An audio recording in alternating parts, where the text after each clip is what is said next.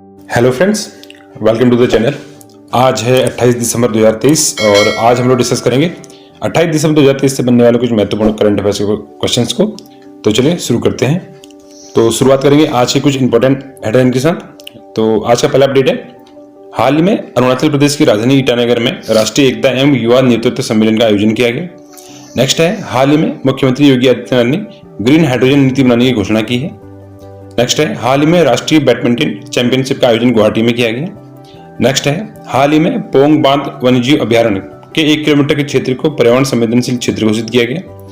Next है, हाल ही की घोषणा के अनुसार बॉम्बे स्टॉक एक्सचेंज के नए अध्यक्ष प्रमोद अग्रवाल होंगे। नेक्स्ट है, हाल ही में सुमित अंतिल और शीतल देवी को सर्वश्रेष्ठ पुरुष और सर्वश्रेष्ठ महिला एथलीट का पुरस्कार प्रदान किया गया। नेक्स्ट है, हाल ही में ग्वालियर में एक साथ 1500 लोगों ने तबला बजाकर Guinness book of world record बनाया। नेक्स्ट है, हाल ही में stealth guided missile destroyer INS Imphal को भारतीय नौसेना में शामिल किया गया। नेक्स्ट है, हाल ही में केंद्रीय उपभोक्ता मामलों के मंत्रालय यानी कि मिनिस्ट्री ऑफ कंज्यूमर अफेयर्स ने ई जागृति पोर्टल की शुरुआत की है। नेक्स्ट है, वर्ल्ड इकोनॉमिक फोरम यानी कि विश्व आर्थिक मंच का बैठक का आयोजन 14 से 20 जनवरी 2024 में स्विट्जरलैंड के दावोस में किया जाएगा। तो ये थे आज के कुछ हेडलाइंस जिनको एक एक करके हम आगे की वीडियो में डिटेल में इनके बारे में चर्चा करेंगे। तो आज का पहला अपडेट है, हाल ही में अरुणाचल प्रदेश की राजधानी ईटानगर में राष्ट्रीय एकता एवं युवा नेतृत्व सम्मेलन का आयोजन किया गया था। इंपॉर्टेंट पॉइंट्स की बात करें तो यह राष्ट्रीय एकता और युवा नेतृत्व सम्मेलन का 26वां एडिशन था और इसका उद्घाटन अरुणाचल प्रदेश के राज्यपाल KT पटनायक द्वारा किया गया था। यह सम्मेलन एक भारत श्रेष्ठ भारत के निर्माण में योगदान देने का एक मंच है और इसमें विविध संस्कृतियों वाले कई राज्य शांति और सद्भाव के साथ विभिन्न कार्यक्रमों के माध्यम से शामिल होते हैं। और इस बार इसकी थीम थी विकसित युवा विकसित भारत, ये इसकी थीम रखी गई थी इस बार। बाकी अरुणाचल प्रदेश की बात करें तो इसकी राजधानी ईटानगर है, मुख्यमंत्री है पेमा खांडू और राज्यपाल है KT पटनायक।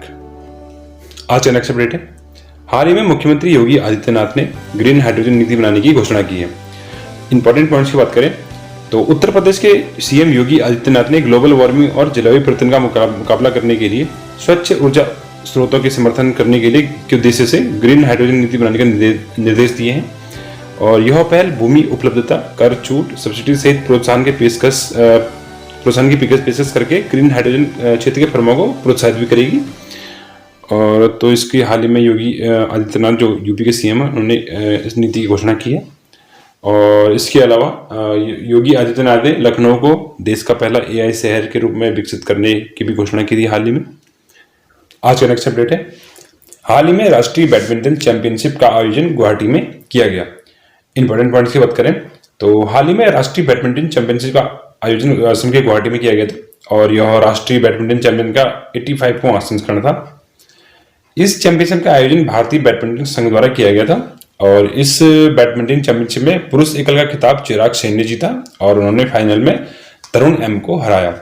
इसके अलावा महिला एकल की बात करें तो महिला एकल का खिताब अनमोल खरब ने जीता था और अनमोल ने फाइनल में तन्वी शर्मा को हराया।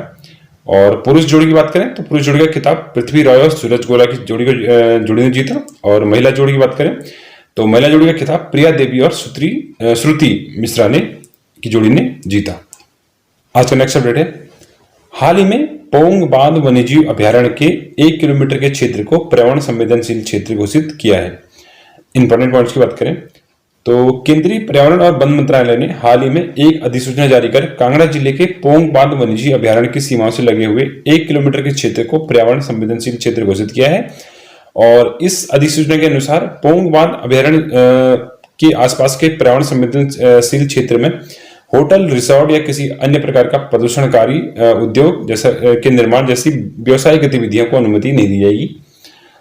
अब इसके अलावा पोंग बांध झील वन्यजीव अभ्यारण्य की बात करें तो यह अभ्यारण्य हिमाचल प्रदेश के कांगड़ा जिले में अवस्थित है और इस बांध को 1975 में ब्यास नदी पर बनाया गया था।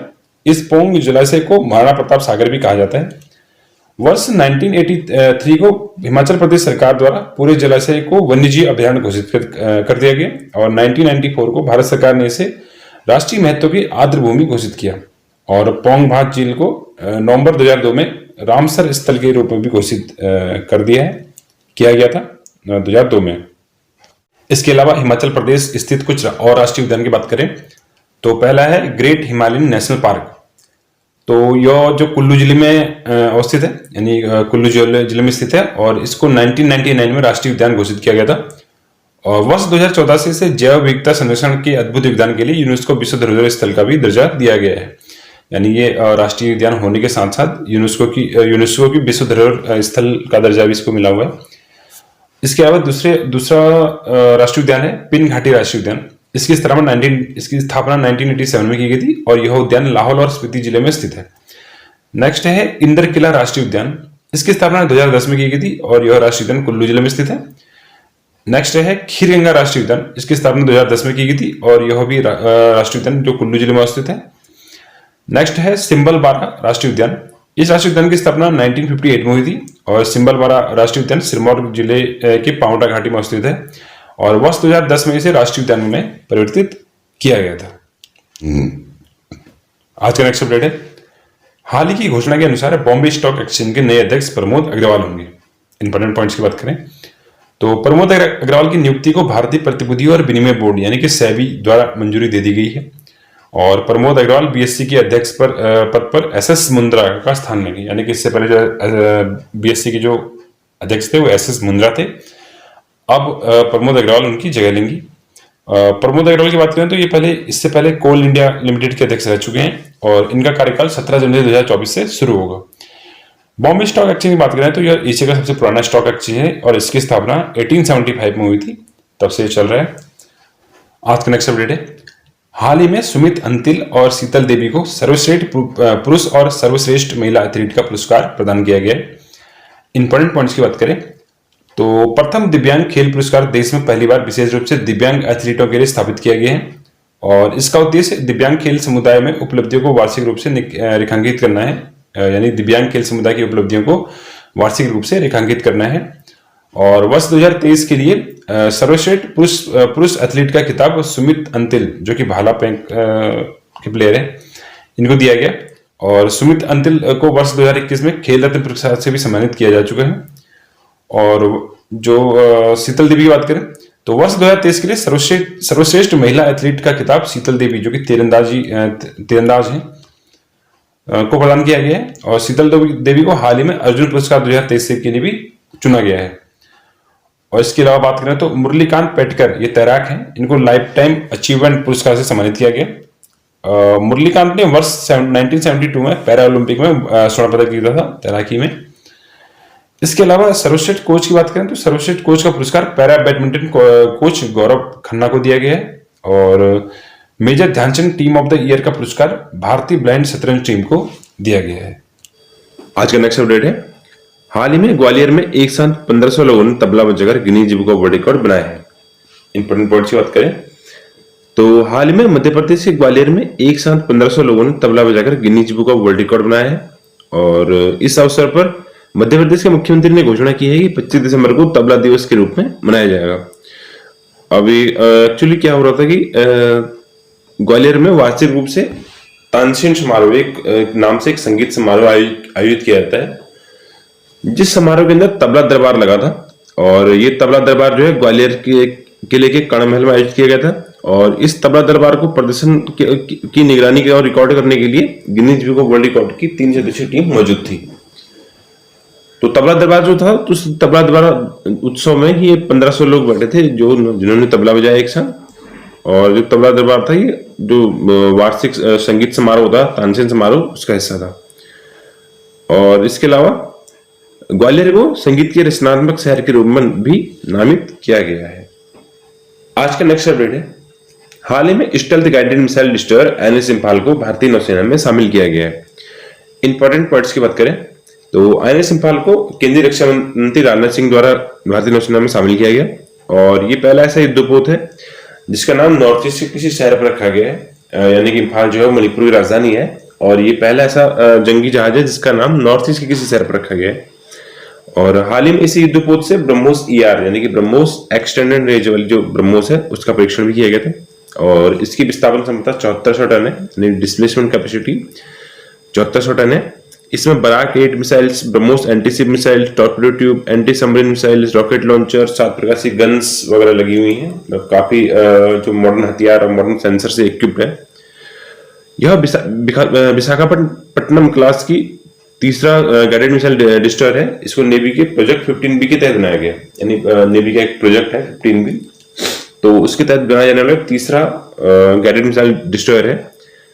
और इसको Mazagon dock ship builder limited द्वारा बनाया गया है और इसमें 75% तक स्वदेशी कंटेंट यूज किया गया है, यानी कि मेक इन इंडिया के तहत बनाया गया है। आज का नेक्स्ट अपडेट है, हाल ही में केंद्रीय उपभोक्ता मामलों के मंत्रालय यानी कि मिनिस्ट्री ऑफ कंज्यूमर अफेयर्स ने ई जागृति पोर्टल की शुरुआत की है।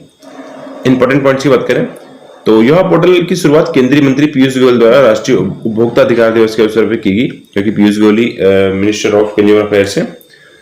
और इस पोर्टल को ग्राहक के अनुभव को और बेहतर करने के लिए डिजाइन किया गया है और इसके अलावा राष्ट्रीय उपभोक्ता हेल्पलाइन 2.0 भी जारी की गई है।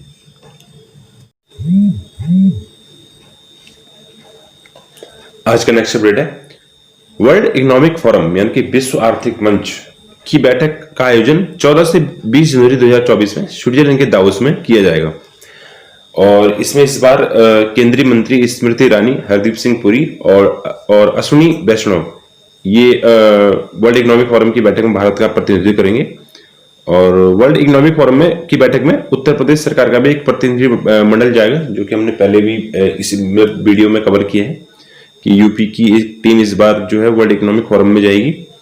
और यह पहली बार होगा जब वर्ल्ड इकोनॉमिक फोरम की बैठक में उत्तर प्रदेश पवेलियन प्रदर्शित किया जाएगा।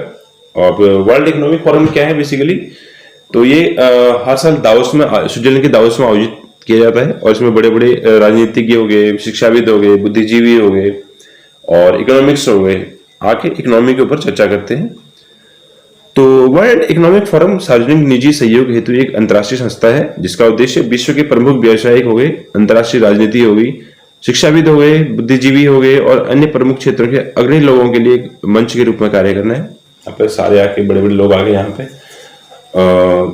इकोनॉमी के ऊपर चर्चा करते हैं। और वर्ल्ड इकोनॉमिक फोरम की स्थापना 1971 में हुई थी और इसका मुख्यालय स्विट्जरलैंड के जिनेवा में है। तो बस यही थे आज के अपडेट्स। आई होप आपको वीडियो पसंद आई होगी। अगर वीडियो पसंद आई है तो चैनल को सब्सक्राइब करें, वीडियो को लाइक करें, शेयर करें और अगर आपको उसकी पीडीएफ चाहिए तो पीडीएफ टेलीग्राम पे मिल जाएगी, लिंक वीडियो के डिस्क्रिप्शन में है, जाके फॉलो कर लो। और मैं मिलता हूं आपको नेक्स्ट वीडियो में, तब तक के लिए थैंक यू सो मच।